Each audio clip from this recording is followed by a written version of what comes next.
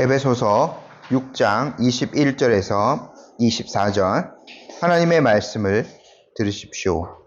나의 사정 곧 내가 무엇을 하는지 너희에게도 알리려 하노니 사랑을 받은 형제요 주 안에서 진실한 일꾼인 두기고가 모든 일을 너희에게 알리리라. 우리 사정을 알리고 또 너희 마음을 위로하기 위하여 내가 특별히 그를 너희에게 보내었노라. 아버지 하나님과 주 예수 그리스도께로부터 평안과 믿음을 겸한 사랑이 형제들에게 있을지어다. 우리 주 예수 그리스도를 변함없이 사랑하는 모든 자에게 은혜가 있을지어다. 아멘. 저희가 오늘까지 이제 에베소서 함께 살펴보게 되는데요. 3월 첫 주에 이제 에베소서 설교를 시작해서 이제 거의 6개월을 저희가 함께 에베소서 말씀을 살펴보았습니다. 바울이 가장 애정하는 교회 중에 하나였던 이 에베소 교회입니다. 자기가 정말 사랑으로 양육하였던 그 에베소 성도들이 지금 떨어져 있지만 그들이 계속해서 참된 믿음과 사랑 안에서 신앙생활을 할 수 있기를 바울은 간절히 소망하고 있었죠. 그래서 그것을 위해서는 무엇보다 그들이 복음 안에 담긴 하나님의 그 깊은 계획들 또 뜻들을 알아야 한다는 것을 바울이 알고 있었습니다. 그래서 바울은 에베소 교회에 편지를 쓰면서 하나님의 계획으로부터 복음을 설명하기 시작하였죠. 그 하나님의 계획은 예수 그리스도를 통하여서 이 땅에서 실현되었습니다. 하나님께서는 예수 그리스도를 통하여 값없이 주시는 그 은혜를 자신의 자녀들에게 풍성하게 허락해 주셨죠. 택함 받은 하나님의 자녀들은 믿음이라는 도구를 통해서 그 하나님의 은혜를 받아 누리게 됩니다. 이러한 복음의 은혜를 누리는 것에 있어서는 이방인과 유대인의 차별이 없습니다. 동일하게 그리스도 안에서 택함을 받았고 동일하게 모든 사람들이 믿음으로만 구원을 받게 됩니다. 그렇게 하나님을 믿는 자녀들이 모여서 교회를 이루고 함께 신앙생활을 하게 되죠. 바울은 이렇게 하나님의 놀라운 계획으로부터 부르심을 통하여 세워진 이 에베소 교회가 더욱더 든든하게 잘 세워져 가기를 간절히 바라했습니다. 그래서 그렇게 복음을 설명하기도 하고 중간중간 바울이 그들을 위한 기도를 올려드렸죠.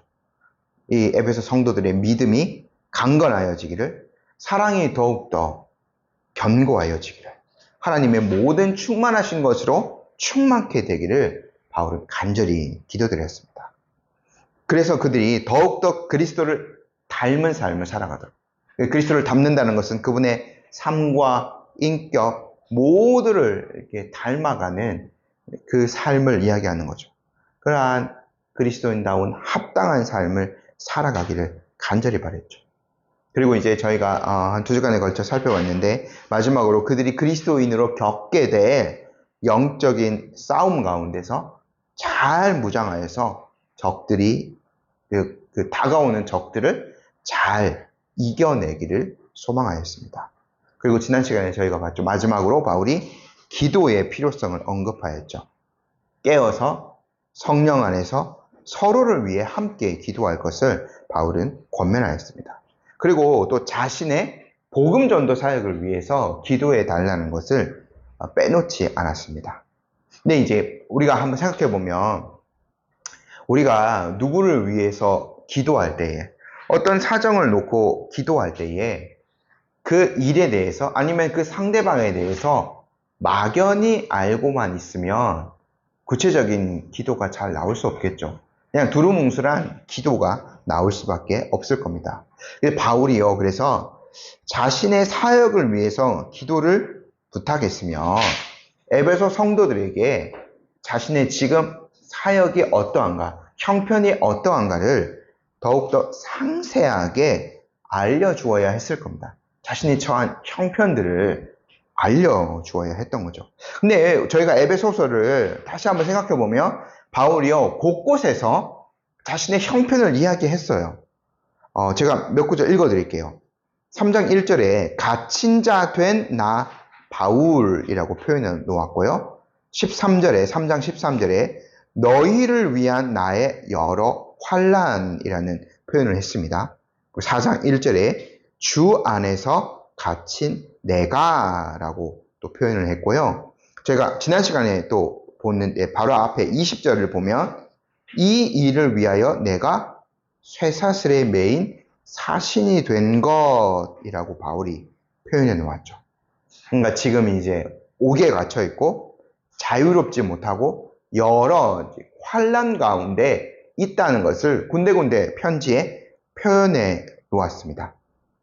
근데 이 에베소서를 쓴 목적 자체가 내가 이렇게 어려운 상황에 있어요. 내가 이러한 형편에 있어요. 이러한 것들을 알리기 위한 게 최종적인 목적은 아니었죠. 그러니까 바울이 자신의 어떤 사역을 이야기하면서 지금 이러한 형편에 있습니다. 그냥 담담하게 그것을 이야기한 거죠. 네, 이제 바울이요, 이 에베소 성도들과 어떤 개인적인 그 이야기들, 자신의 어떤 형편들 이러한 것들은 공적인 이 편지에는 쓸 수 없었을 겁니다.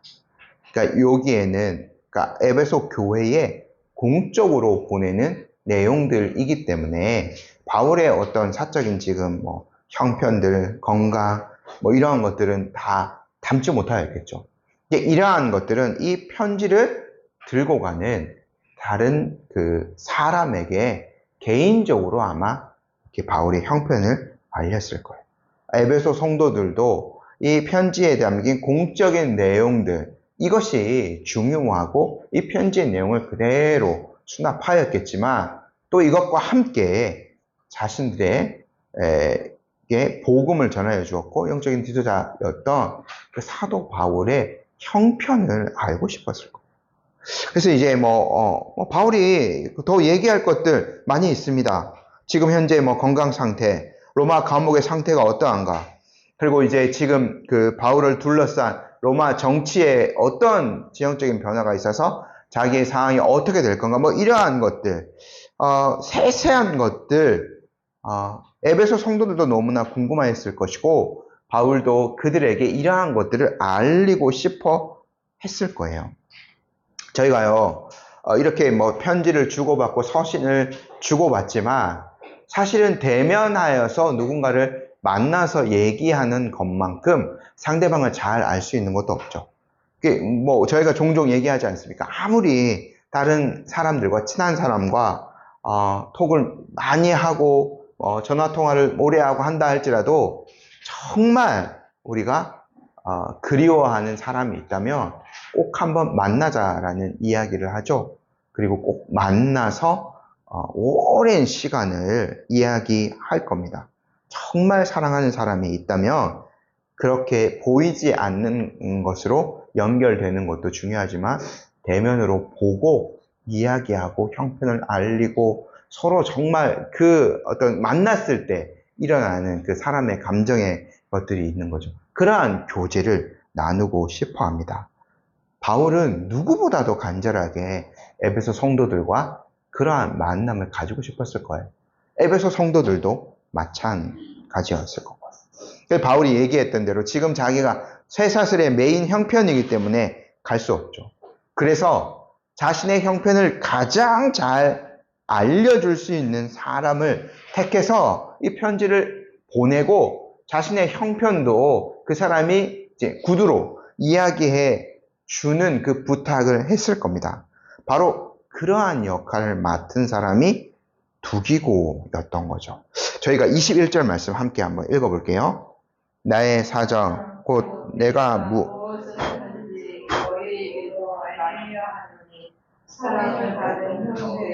주 안에서 신실한 일꾼이 두기고가 모든 일을 너희에게 알리리라. 택함 받은 사람이 바로 두기고였어. 바울이 애정을 담아서 두기고를 추천하죠. 사랑을 받는 형제이고 주 안에서 신실한 일꾼이었어요. 두기고가 저희가 사도행전 20장에서 처음 두기고라는 이름을 발견하게 되는데 어떤 일에서 두기고가 등장하냐면 바울이 3차 전도 여행을 에베소에서 마치고요.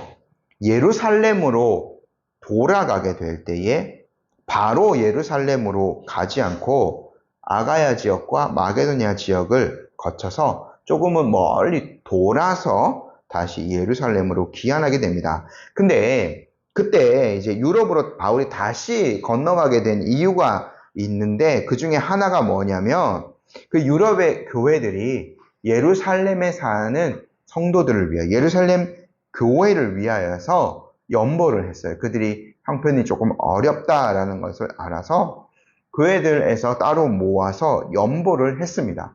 그것을 받아가지고 가야 했기 때문에 바울이 이제 유럽으로 건너간 거죠. 근데 그때에 여러 가지 사정으로 인하여서 혼자서 간 것이 아니라 7명이나 되는 사람들이 바울과 함께 동행하면서 같이 귀환하게 되거든요. 그때의 명단이 20장 4절에 나오는데 사도행전 들어보십시오. 아시아까지 함께 가는 자는 베레아 사람 브로의 아들 소바도와 데살로니가 사람 아리스다고와 세군도와 더베 사람 가이오와 및 디모데와 아시아 사람 두기고와 드로비모라. 총 7명의 사람이 나오는데 아시아 사람이 두기고, 드로비모라는 2명의 이름이 등장합니다. 이때 두기고가 처음 등장하는데 그러니까 바울의 가장 믿을 만한 동료였다는 거죠. 근데 이제 아시아 사람이라고 소개했으면 아마 이 두기고가 에베소 출신일 가능성이 가장 큽니다. 그래서 이제 바울이 그러니까 이 에베소의 형편을 잘 알고 있었던 두기고를 택해서 로마의 감옥에서 그를 이제 자신을 대신하여서 에베소 교회로 보내게 되는 거죠. 두기고가요 아마 최소한 이렇게 바울의 부탁을 받아서 에베소 교회로 왕래를 한 게 최소한 2차례 이상이었을 것으로 보여집니다. 이렇게 한 번 왔다 갔고요. 바울의 사역의 말년에, 그러니까 디모데 후서 4장을 보면 바울이 또 이렇게 쓰거든요. 두기고는 에베소로 보내었노라 라고 이야기하는데 아마 좀 계속해서 서신이 왕래가 있었던 것 같아요. 그래서 이제 두기고가 여러 차례 바울의 부탁을 받아서 에베소로 왕래를 했던 거죠. 에베소의 사역에 가장 밝은 사람 중에 하나였기 때문에 두기고가 그 역할을 맡은 것으로 보입니다. 이렇게 바울의 사역의 말년에 가장 충성스럽게 바울의 사역을 도왔고 교회를 섬긴 일꾼이 바로 두기고였습니다. 네, 이제 바울의 그 글들을 보면 사역 말년에는 여러 가지 일들로 바울을 떠나버린 그런 사람들도 많이 있었죠. 이제 초대교회의 형편을 저희가 생각해 보면 무엇보다 이들이 귀한 신앙을 갖고 있었습니다. 예수님의 재림을 간절히 기다리는 그런 재림의 신앙을 갖고 있었는데 예수님의 재림이 그들의 입장에서는 빨리 이제 오시지 않는 거죠. 또 주변의 상황들은 점점 더 안 좋아집니다. 로마의 그 박해, 그리고 옆에 있는 그런 유대인들의 박해들, 여러 어떤 정치적인 상황이라던가 이 박해가 너무나 극렬해지고 있었죠. 그래서 믿음을 저버리는 사람들, 배교자들도 꽤 많이 있었던 것 같습니다. 대표적으로 바울이 이제 디모데후서에서 얘기하기를 데마 같은 사람은 이 세상을 사랑하여서 데살로니가로 떠나버렸다고 해놨죠. 근데 저희도 끝까지 이제 복음을 붙들고 사역하고 끝까지 교회를 충성스럽게 섬기는 것, 이거 참 쉽지 않은 일입니다. 우리의 의지대로 잘 되는 것은 아닌 거죠. 하나님께서 우리에게 은혜를 주시고 끝까지 힘을 주셔야 가능한 일입니다. 근데 두기고는 이렇게 교회에서 공적으로 인정받고 바울의 입장에서는 참으로 신실하게 자신의 사역을 도왔던 일꾼이었는데 바울이 두기고를 이렇게 소개할 때에 두 가지를 이야기합니다. 이걸 우리가 주목해서 보아야 돼요. 사랑을 받는 형제, 주 안에서 진실한 일꾼, 요 두 가지를 다 얘기합니다. 그러니까 우리가 하나님의 사역을 하기 위하여서는 요 두 가지가 반드시 필요합니다. 그러니까 저처럼 이렇게 말씀을 전하는 사역뿐만 아니라 교회의 여러 봉사자로, 직분자로 섬기기 위해서는 요 두 가지가 반드시 필요한 거죠. 두 번째 먼저 생각해보면 주 안에서 신실한 일꾼 생각해보면 믿음을 점검하는 거예요. 공적인 신앙이 바른 것인가? 어떤 왜곡된 신앙을 가지고 있지 않고 교회의 신앙과 일치하는 그 신앙을 갖고 있는가? 요것을 우리가 잘 점검해 보아야 되는 거죠. 그리고 그 앞에 이제 사랑받는 형제. 그것뿐만 아니라 교회의 일은 하나님을 섬기는 일이자 형제들, 사람을 상대하는 일이거든요. 그래서 그들의 그 어떤 지지를 받아야 돼요. 이 사람은 정말 신앙과 인격에 있어서 교회를 섬길 만한 사람입니다. 다른 형제들을 세워줄 만한 사람입니다. 라는 인정을 받아야 하는 거죠. 두 가지가 함께 있어야 교회의 공적인 사역을 수행할 수 있는 겁니다. 그래서 부름받은 사람은 형제를 지극히 사랑하는 마음으로 또 복음에 대한 바른 이해를 통해서 교회의 사역들을 감당해야 되는 거죠. 그래서요, 두기고가 바울의 이 사정, 바울이 지금 어떠한 형편에 처했고 어떠한 사역에 있는지를 다 가서 잘 알렸을 거예요. 근데 그것이 에베소 성도들의 입장에서는 너무나 큰 위로가 되었을 겁니다. 22절 말씀 저희 함께 읽어볼게요. 우리 사정을 알리고 또 너희 마음을 위로하기 위하여 내가 특별히 그를 너희에게 보내었노라. 에베소 성도들을 위로하기 위한 목적도 있습니다. 두기고가 직접 간 거예요. 우리가 위로에 대해서 한번 생각해보면 위로가 어떤 사람들에게 필요한 거죠? 낙담하거나 힘이 없는 자에게 위로가 많이 필요해요. 근데 에베소 교회가 전체가 다 그러한 것은 아니겠지만 많은 사람들이 바울의 고난 때문에, 바울의 상황 때문에 낙담하고 있었을 거예요. 바울이 많은 환난 가운데 있다는 소식은 에베소 교인들을 근심하게 만들었습니다. 3장 13절에 바울이 이렇게 얘기하죠. 그러므로 너희에게 구하노니 너희를 위한 나의 여러 환난에 대하여 낙심하지 말라. 이는 너희의 영광이니라. 더러는 어떤 사람들이 바울의 이러한 환난 때문에 낙심하고 실망하는 사람도 분명히 있었던 것 같아요. 그래서 두기고가 이 편지를 그들에게 전하여 주고 바울의 형편을 알리면서 에베소 성도들을 복음과 사랑으로 다시 한번 세우는 역할을 감당했을 것으로 보여집니다. 21절에 나온 대로 바울의 또 형편들, 개인적인 더 깊은 기도의 제목들을 두기고가 가서 그들 모두에게 전하여 주었을 겁니다. 바울이 기도를 부탁했던 대로 19절, 20절에서 기도를 부탁했던 대로 그렇게 두기고로부터 더 상세한 형편을 듣고 바울을 위해서 더 구체적인 기도를 하나님 앞에 드릴 수 있게 된 거죠. 근데요, 근데 이 바울은요, 요러한 것들, 그러니까 에베소 교인들이 단순한 위로를 얻는 차원을 넘어서는 것을 원하고 있었다는 것을 전체 에베소서 맥락을 통해서 저희가 확인했죠. 그들이 전신갑주를 입고 군사로서 다가오는 적들과 싸우며 충실하게 그리스도의 그 사명들을 잘 감당하기를 기도하였어요. 근데 교회 안에 여러 형편의 사람들이 있는 거죠. 그래서 낙담한 사람은 위로를 하고 세워 주어야 하고요. 그런 사람에게 아직 그런 그 연약한 사람에게 나가서 갑옷을 입고 싸우십시오라고 할 수 없는 거죠.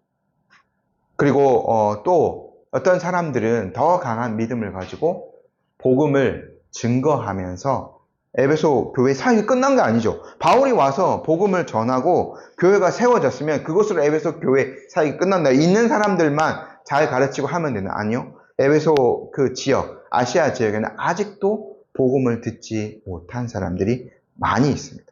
그 사람들에게 복음을 전하는 일들을 해야 되는 거죠. 아까 두기고처럼 그러한 두 가지의 어떤 것들을 다 인정받은 그러한 사역자들이 나와서 이제 복음을 신실하게 전하고 앞서 나가서 싸우는 그 일들.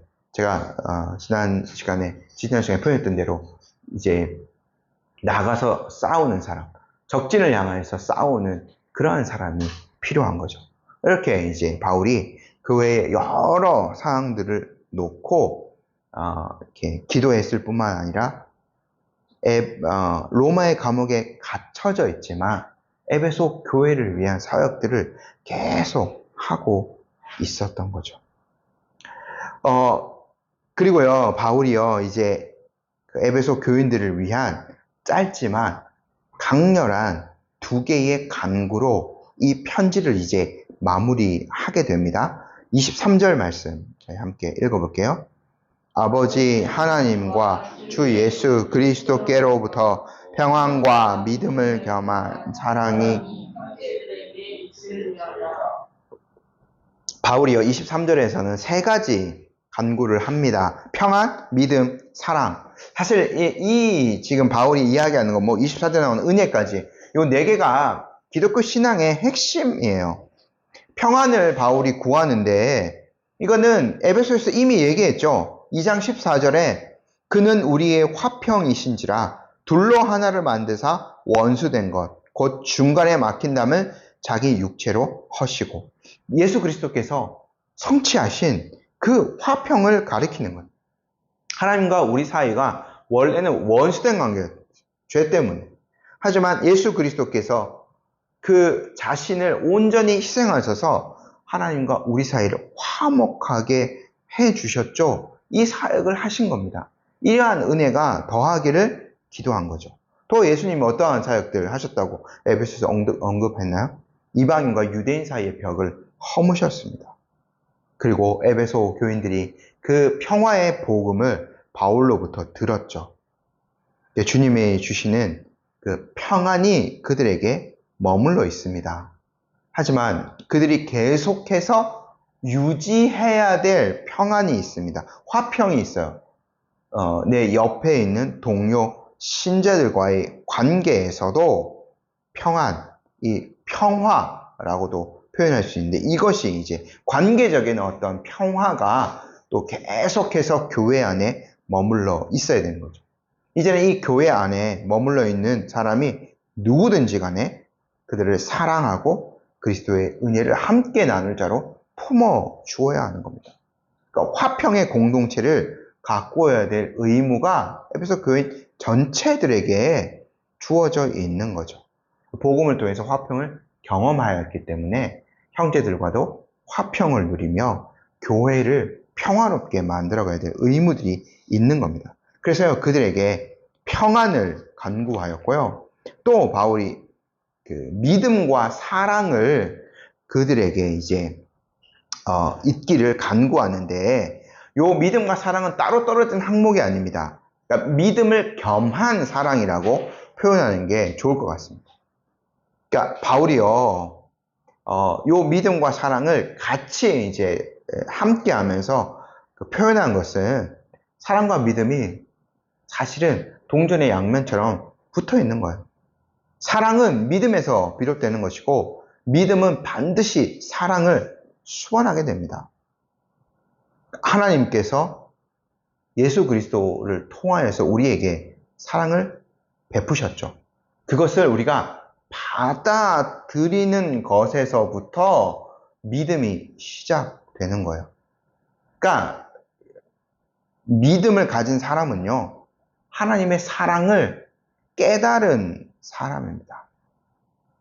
그래서 또 그 하나님의 사랑을 받은 사람, 즉 하나님을 믿는 사람은 어떻게 살아가느냐?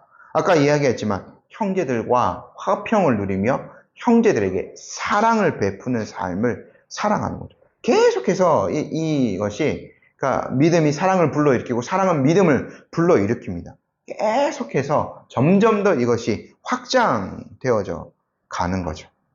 근데 정리해보면 바울의 이 간구가요, 하나님 아버지와 주 예수 그리스도를 통해서 에베소 교회 성도들의 믿음이 깊어지고 그 깊어진 믿음에 따라서 그들의 사랑이 함께 깊어지고 온전해지기를 바울이 구하고 있는 거예요. 믿음의 사역이 곧 사랑의 사역으로 이어지는 거죠.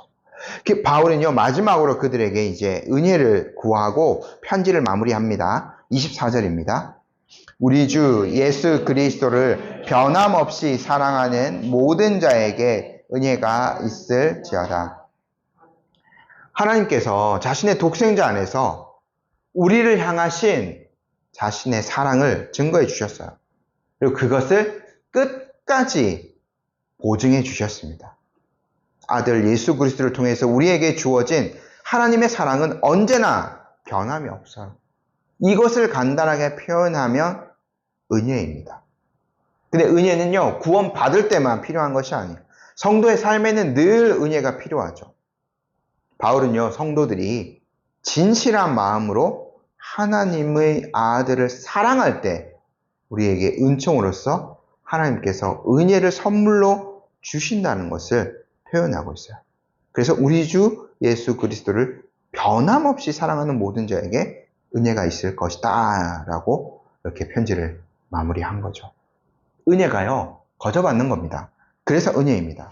하지만 우리가 은혜에 대해서 다시 한번 생각해 볼 때 하나님께서 이 은혜를 얻는 통로를 우리에게 허락해 주셨어요.